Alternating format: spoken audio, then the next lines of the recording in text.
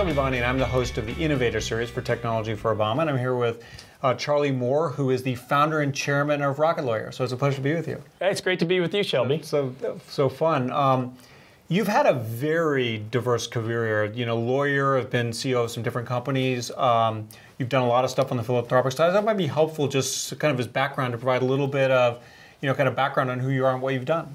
Yeah, I'm happy to. So, as you said, most recently, I founded Rocket Lawyer, which has been a lot of fun, a gratifying journey to create what now is the most widely used legal service in the world. More than 20 million people use Rocket Lawyer for everyday legal matters, like starting a business, protecting that business, and making sure that their family is protected as well. And when did you found it? So it was 2008, and so right when the recession was starting, and we can talk about that and that experience later. But I certainly have this vantage point where I get to see folks that are starting businesses, more than 2 million small businesses use Rocket Lawyer, and I've gotten to see.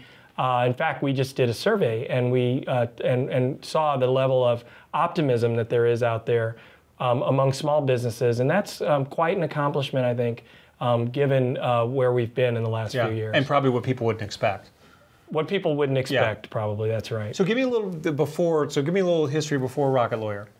Sure. So before Rocket Lawyer, I was a lawyer. That's originally when you and I met. Yep. I was representing a small company that one of your companies was acquiring. Well, CNET, that CNET acquired.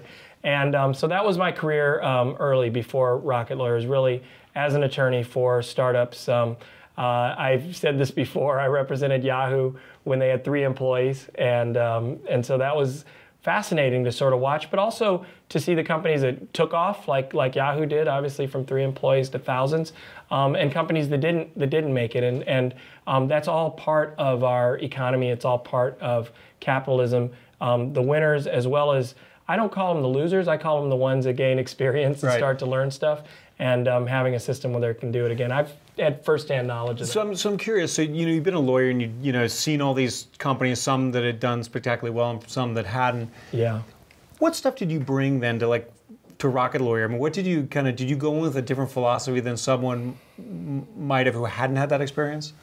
Well, not to speak for them, but maybe. I mean, I can speak for myself and say that all of my experience, even growing up, my dad was an entrepreneur in St. Louis, Missouri. He owned a chain of Shell gas stations in St. Louis, and I grew up, working there, pumping gas, and kind of dreaming about going on to do other things. And so I can tell you, my whole life, other than a couple of years, when I was in more than a couple, but I served in the Navy, and then a couple of years as an attorney. But other than that, it's really been either being an entrepreneur myself or working with those that are trying to start businesses, or both. And what I've learned from that is, first and foremost, you have to do what you're obsessed about.